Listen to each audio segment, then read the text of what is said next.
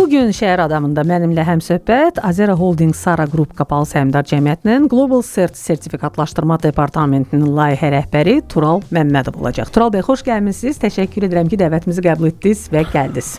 Çox sağ olun, dəvət üçün mən də təşəkkür edirəm. Tural bəy, sertifikat, standart, bu sözləri biz tez-tez eşidirik. Gündəlik həyatımızda da eşidirik. Hətta bu sözlərlə bilavasitə əlaqəmiz olmasa belə eşidirik və insanlar çox vaxt sertifikat nədir ümumiyyətlə başa düşmürlər. Sertifikat nədir, niyə verilir, hansı məqsədə xidmət edir, istəyirəm bundan başlayaq. Açığı belə deyim, yəni mövzu olaraq texniki görünsə belə, yəni bugünkü həyatımızda hər gün istifadə etdiyimiz məhsullar, xidmətlər və yaxud da iş prosesi ümumi olaraq standartla tənzimlənir. Yəni standart bir prosesin aparılması, ilkdən sona kimi izlənməsi kimi baxılır. Bugün belə deyim, iş mühiti olsun, onun özü standartları var. Məhsulların istehsal prosesində aparılması üçün standartları var. Yəni bir çox məhsullarda standartlar həm milli AZS yerli standart, Azərbaycan standartları var, o üzərindən aparılır. Ümumiyyətlə bütün proseslərdə standart vacib rol oynayır və bu prosesin sonunda, izlənmənin sonunda təsdiq edici sənəd sertifikat adlandırılır. O təsdiq edici sənəd, yəni ki, bu standartlara cavab verdiyini təsdiq edən sənəd sertifikat adlanır.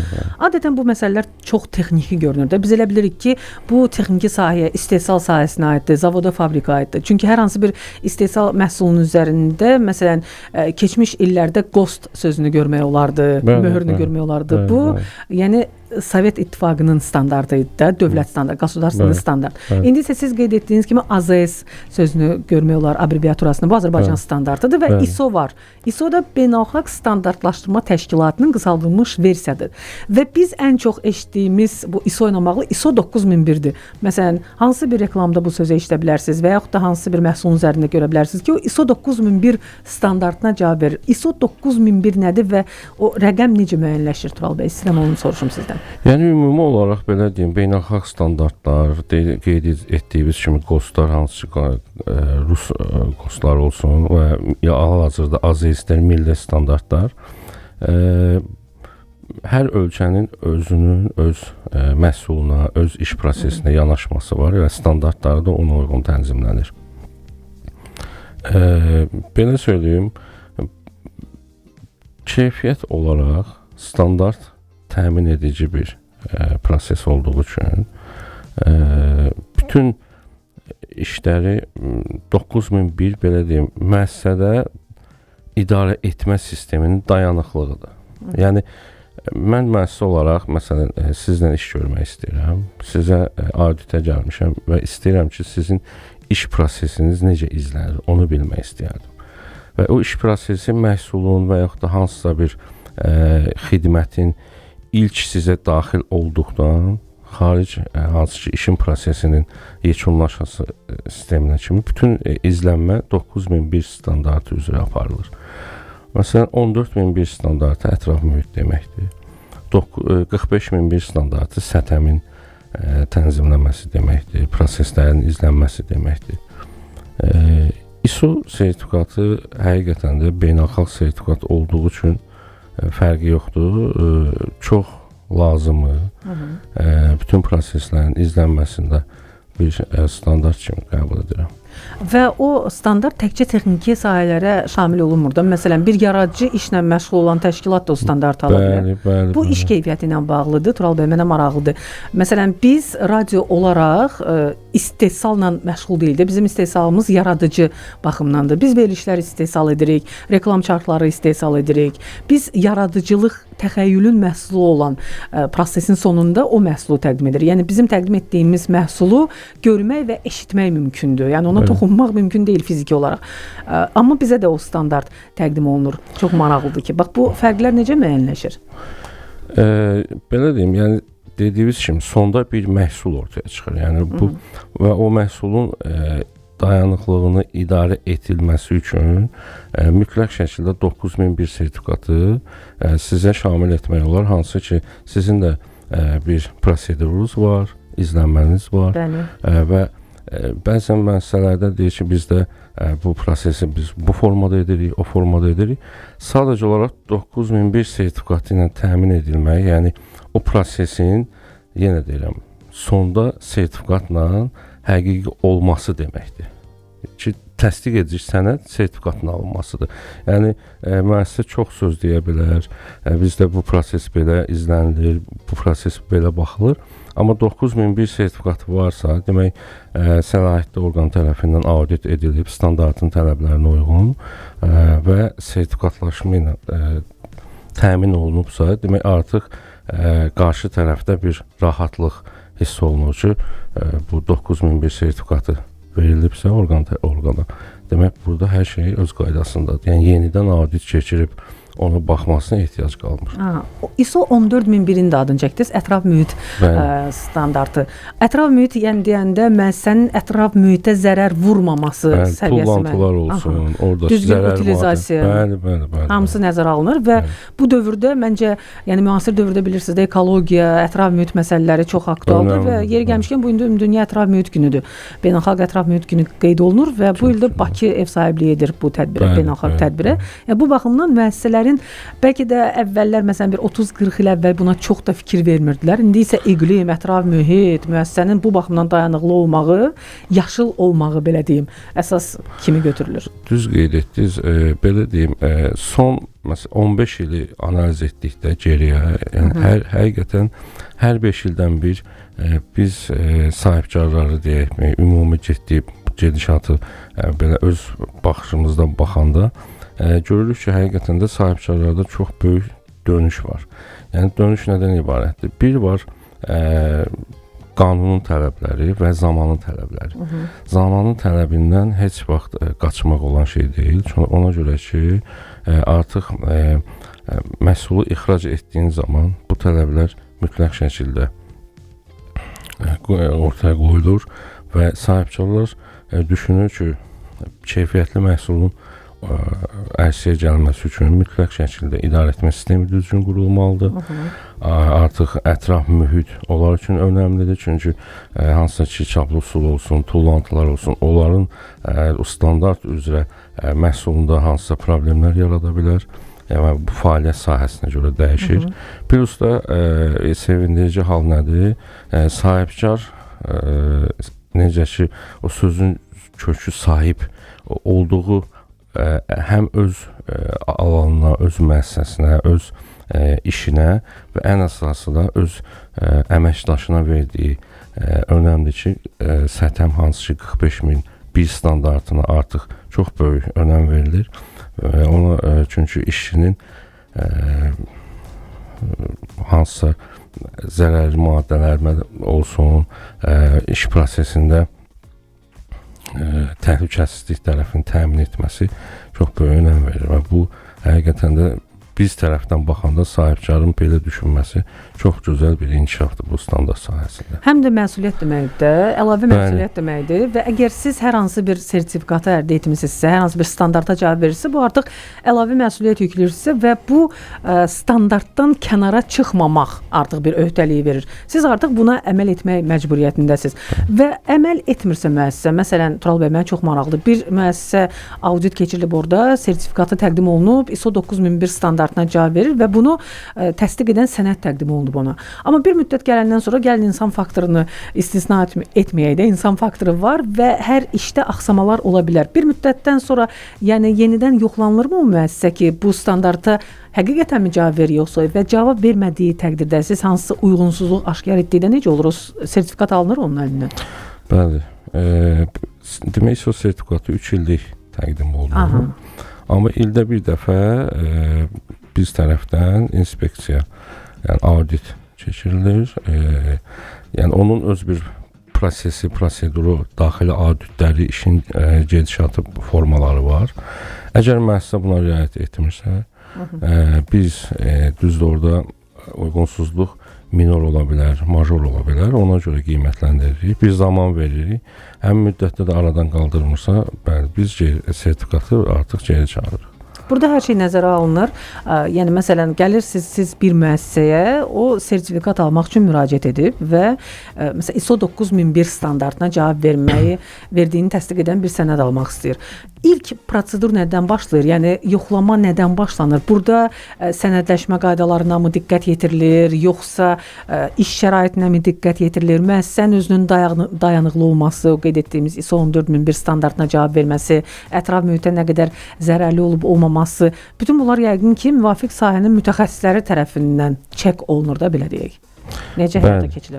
İlkin müəssisə tərəfindən sifariş verilir və sifarişə əsasən biz baxış keçiririk və standartın tələblərinə uyğun prosedurlar yoxlanılır tərəfimizdən, müəssisəyə baxış keçirilir. İlkin mütləq şəkildə minor və yaxud da major dediyim kimi uyğunsuzluqlar yazılır. Bu proses yekunlaşdıqdan sonra və müəssisənin özünün keyfiyyət üzrə meneceri olmalıdır. Bu da önəmlidir və onun özünün də ən azı 9001 təlim sertifikatı olmalıdır. Bu da önəmli faktorlardandır. Bu proses başa çatdıqdan sonra ki, hansı ki 9001-də idarə etmə sistemi sənəd üzərindədir, ən əsas göstərici olaraq 14001, yəni ətraf mühitlə bağlı olsun, tullantıların hətta çeşidinə görə ayrılması var və yaxud da istehsal sahəsində müəyyən məsafədə qoyulması var.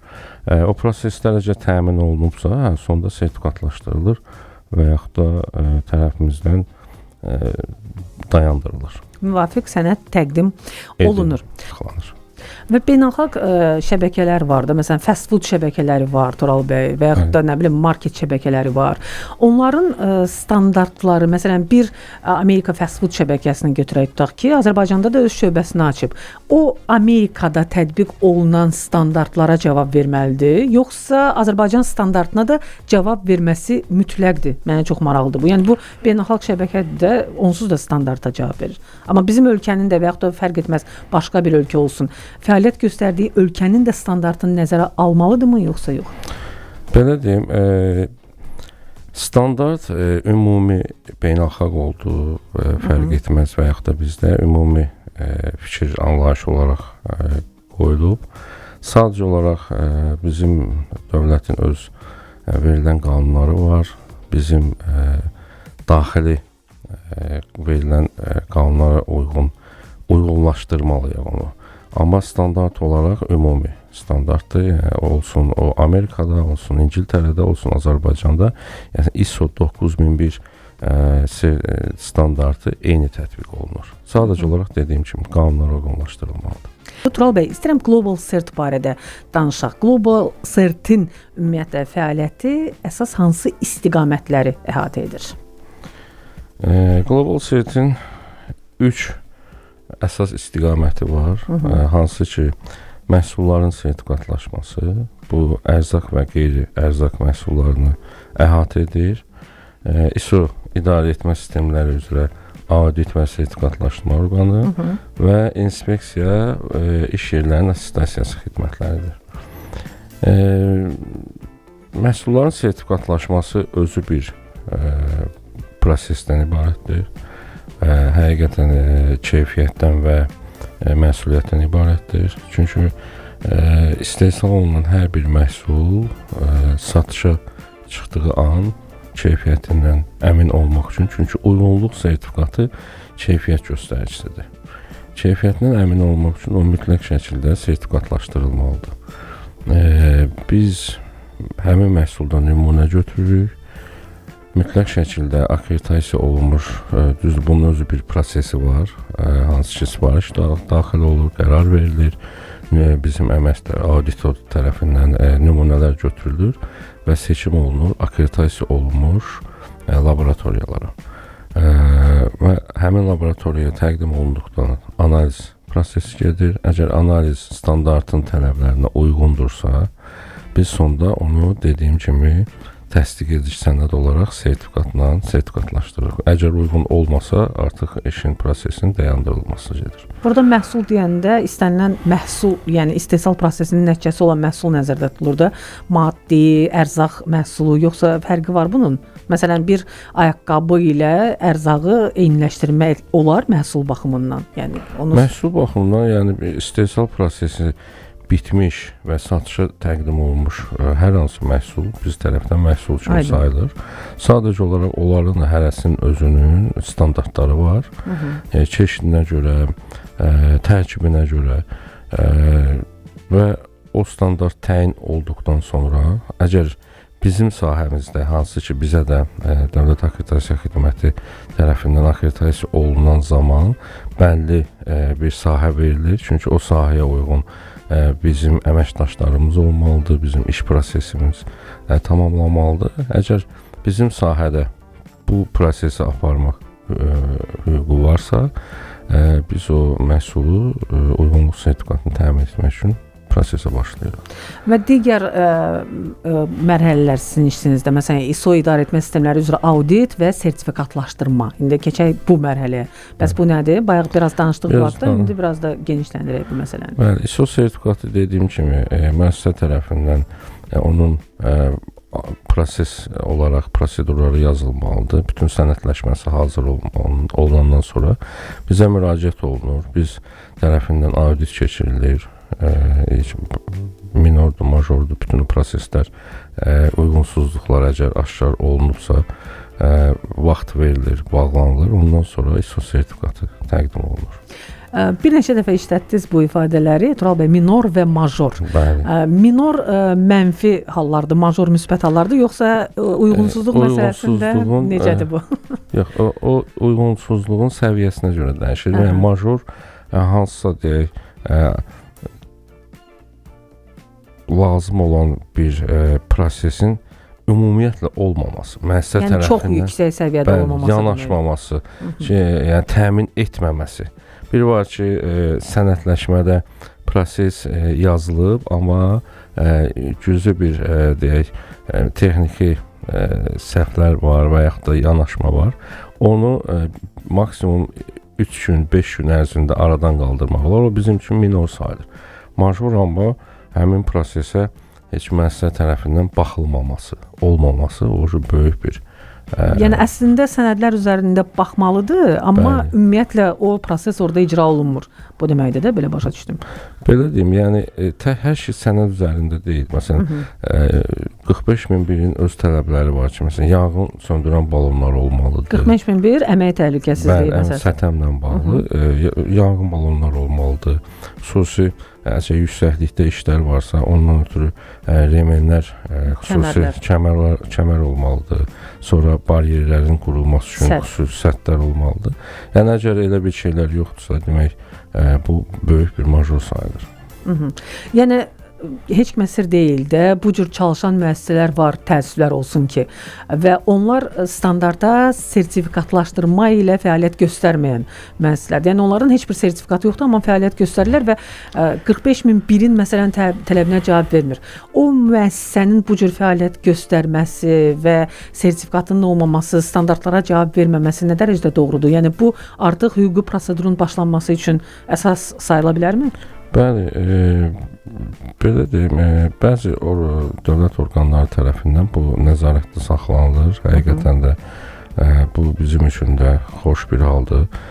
Çünki görülən iş prosesində orada öz əməkdaşına o hörmət olaraq deyək verilməsə, çünki müəyyən məsələn iş proses gedir, kaskasızdır, onun xüsusi geyimi yoxdur. Yəni o işçinin insan sağlamlığı ilə bağlı heç bir müəssisə tərəfindən düşünülməməsi heç də yaxşı qarşılanmır. Ona görə dövlət orqanları tərəfindən hər halda xüsusi addımlar atılır, baxılır və sonda həmin müəssisələrin iş prosesinin dayandırılması mütləq şəkildə olması. Düzdür, biz xidmət orqanıyıq, bizdə o proses olaraq səlahiyyət yoxdur. Amma inanıram, görürəm ki, ciddi şəkildə bu son vaxtlar vəbşi demək olar ki, ciddi hal alıb. İnşallah ki, belə deyim, o müəssisələr də artıq müəyyən zaman çərçivəsində riayət edəcək. Amma faiz nisbəti ilə baxanda həqiqətən də artıq 80-90% sahibkarın və yaxud da iş prosesində olan bir rəhbərin bu belə bir şeylərə diqqət etməsi çox yaxşı bir hal olub. Mən belə gəlir ki, Tural bəy, sizin də sözünüzə qüvvət, bu artıq şəxsi məsuliyyət məsələsidir. Bəli.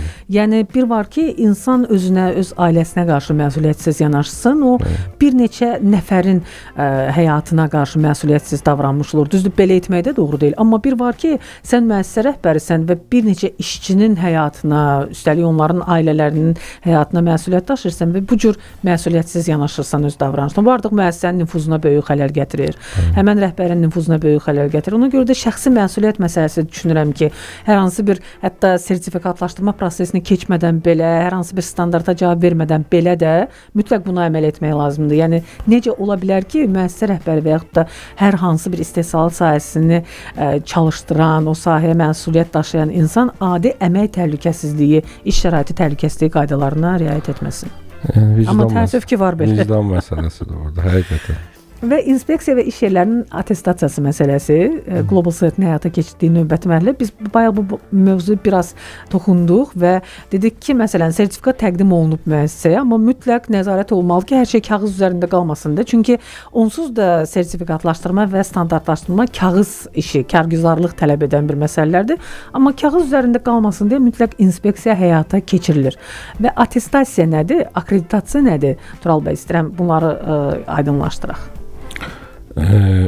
Attestasiya özü Azərbaycan Respublikası Əmək Məcəlləsinin və Nazirlər Kabinetinin müvafiq qərarlarına əsasən iş yerlərində əmək şəraitinin qiymətləndirilməsi, mühitin, tələblərin, hansı ki orada deyək ki, vibrasiya ilə işləyirsə əməkdaş, işıqlandırma olsun, toz hissəciklərinin normaya uyğun olmasıdır, radiasiya şüaların təyin edilməsidir. Çünki məsələn, deyək ki, bir çox müəssisələrdə olsun xəstəxanalarda, yəni biz gedib görürük, rentgen otaqları var. Onun içərisində və yaxud da koridorda olunan zaman hansısa radiasiya sızıntısı ola bilər və bu da insan sağlamlığı üçün böyük təhlükə daşıyır. Ona görə iş yerinin attestasiyasında bu ölçmələr aparılır. Orada da yenə də standartın normasına uyğunlaşdırılır ki, burada iş şəraiti uyğundurmu, uyğun deyilmi? O da təyin edilir və sonda protokolda qeyd olunur ki, burada işıqlanma olsun, vibrasiya olsun, havalandırma olsun. Məsələn, istehsalat sahələrində hansı ki, orada havalandırma ən əsas meyarlardan biridir ki, məsələn, baxırsan istehsalat sahəsində orada tozlanma işi görülür. 30 nəfər əməkdaş işləyir, amma heç bir havalandırma sistemi yoxdur. Düşünün ki, oradakı... Düşünmək belə istəmirəm. Bəli. Yəni, biz ona görə tərəfimizdən həmin prosesin başa çatdıqdan sonra biz sizi iş yerinə attestasiya edə bilərik deyib. Yəni, zaten ilk sağlamlıq üçün verdiyimiz töhfələrdən biridir. Amma belə deyim, akreditasiya tam başqa bir şeydir. Dövlət akreditasiya xidməti ölkənin belə deyim, standartlarının tənzimlənməsini deyim, proseslərin izlənməsini deyim və bu gün Dövlət Akreditasiya Xidməti oran rəhbəri Emin Zeynalov başda olaraq komandası həqiqətən bizim kimi orqanların daha da məsuliyyətli fəaliyyət üçün hər daim töhfə verir və peşəkar bir komanda əzmkar olaraq tam şəffaf proses aparır. Çünki akreditasiya bir çox sahələrdə hüquq verilən bir orqandır ki, məsələn, o bizim kimi deyək ki, fəaliyyət göstərən orqanları audit etdikdən sonra hansı standart üzrə biz işləmək istəyirik. Çünki standartlar fərqlidir. Məsələn, 17065 məhsulların sertifikatlaşmasıdır. 17025 bu sınaq və kalibrovka, yəni fərqlidir standartlar.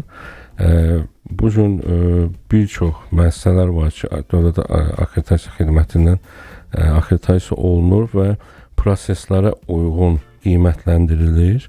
Ondan sonra o səlahiyyətlər verilir ki, biz o işləri görə bilək.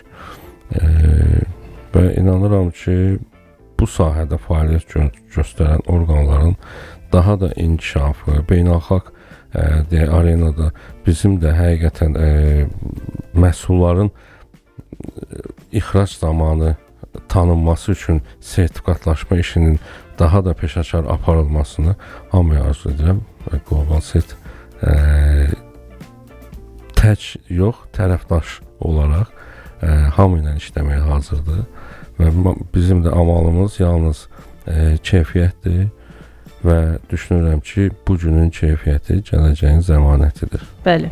Və sizin qeyd etdiyiniz o standartların rəqəmləri dinləyicilərimizə indi sadəcə rəqəm kimi görünə bilər də. Bəli. Dinləyicilərimiz fikirləşirlər ki, məsələn 45001, ISO 9001 bunlar rəqəmlərdir. Amma o rəqəmlərin ardında həmən standarta cavab verən alt bəndlər var. Yəni o bəndlər üzrə bir-bir yoxlanılır müəssisə və o bəndlərin hamısına cavab verirsə, ondan sonra o standart ona təqdim olunur, yəni sertifikat təqdim olunur. Yəni burada o qədər çətin bir prosedurdur ki, əslində Tural bəy. Və düşünürəm ki, həm insanın özünü daha da məsuliyyətli edir. Yəni öz gördüyü işə daha da məsuliyyətli olmasını tələb edir. Həm də ki, əməkdaşların da bir növ üzərinə əlavə məsuliyyət yükləyir ki, biz aldığımız sertifikata, layiq olduğumuz sertifikata və bu standartlara mütləq cavab veririk və cavab verməyimizi davam etdirməliyik ki, auditlər zamanı hər hansı bir uyğunsuzluq aşkar olunmasın. İnformasiya təhlükəsizliyi standartı da var, Tural bəy, səhv etmirəmsə. İnformasiya təhlükəsizliyi standartı bəs nədir? Ümumiyyətlə, informasiya təhlükəsizliyi deyəndə nə nəzərdə tutulur? Bütün standartlar kimi onun da öz göstəriciləri var. ISO 27001-dir, səhv etmirəmsə. 27001-dir. Ən əsas məxfiliyin qorunmasıdır. Orada da həmin 9000 bütün standartlar ana deyək 9001 ana xəttidir. Bütün standartlar oradan qidalanır. Çünki idarə etməni nə qədər düzgün qurarsansa, izlənməni nə qədər düzgün apararsansa, yəni burada həm əməkdaşların bir-biri ilə fəaliyyət prosesi olsun, deyək ki, hər hansı sənədləşmənin məxfiliyin qorunması olsun, ümumi prosedurların vaxtında deyək, audit planı keçirərək aparılması olsun. Ümumi olaraq proses eynidir və dediyim kimi ən əsas prioritet məxfiliyin qorunmasıdır. Əsas məsələ məxfilidir. Bu bütün istehsal sahələrinə aiddir, yoxsa məsələn mediada məxfiliyin qorunması, informasiyanın sızdırılması daha vacibdir, nəinki hər hansı bir istehsal müəssisəsində. Yoxsa burada istehsal sirləri var. Məsələn biz bilirik də dünyada uzun illik ənənələrə sahib olan şirkətlər var, ailə şirkətləri var. Məsələn, İtaliyada tutaq ki, böyük bir dəb evidir və onun istehsal sirri var. Və yaxud da məşhur bir sərinləşdirici içki var da, onun istehsal sirri var. Bu ona da aiddir və media sahəsində də eyni vaxtda tətbiq etmək olar mı eyni bu informasiya təhlükəsizliyi standartını? Yəni sözün kökü məxfilikdirsə, demək hamıya. Yəni istənilən istehsal sahəsində fərq etməz, siz pendir istehsal edirsiniz, bilmirəm, jurnal istehsal edirsiniz ya ayaqqabı istehsal edirsiniz. Bizim deyək ki, praktikamızda görülür. Yəni kiçik bir şirniyyat sexində də onun da öz bir sirri var. Və yaxud da dediyimiz kimi pendir sexi olsun, şərab sexi olsun, fərqi yoxdur. Hər bir istehsal sahəsinin, hər bir sahibkarın, istehsalçının özünə uyğun bir məxfiliyi var. Və o həm onun resepturasında olsun, həm iş prosesində olsun. Məsələn deyək, hansısa bir qonağınız var. Siz məxfilik bəyannaməsini girişdə ona imzaladırsınız və o gördüyü elə burada, yəni gördüyü nələrisə burada qoyub getməlidir. Yəni kənarda danışmamalıdır. Ümumi danışa bilər ki, çox gözəl məsələn otaqlar var idi, peşəkar komanda var idi. Həqiqətən də çox sağ olun, səhər elə qarşıladınız ki, səhər o pozitivliyi aldıq. Çünki buradakı ab-hava onu hiss elətdirir.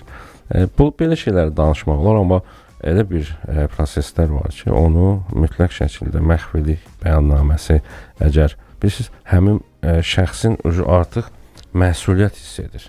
əgər ona qol çəkibsə, düşünün, öz-özündə düşünür də ki, hansısa bir burada olan hadisəni mən kənarda danışmışamsa, demək, orada kim olub? Mən və mən özüm də məsuliyyət daşıyıram. Ona görə o imzaya görə artıq o prosesdən qaçır ki, məhv edib bəyannaməsi imzalamışam. Mən bunu görmədim. O özü bir məsuliyyətdir. Çünki əgər olarsa, bizim belə bir şey baş vermişdi, şəxs bizə auditə gəlib, başqa bir sualla gəlib, başqa bir prosesə baxmaq, amma orada başqa bir proses görüb, gedib onun müəssisəsində danışıb, müəssisəsi bizə mail yazıb ki, belədir. Mən dərhal dedim ki, yəni sizin əməkdaş bizə o sahədə, yəni o məsələn deyək, məhsulun sertifikatlaşması ilə yox, ISO sertifikatlaşması bu orqana auditə gəlmişdi.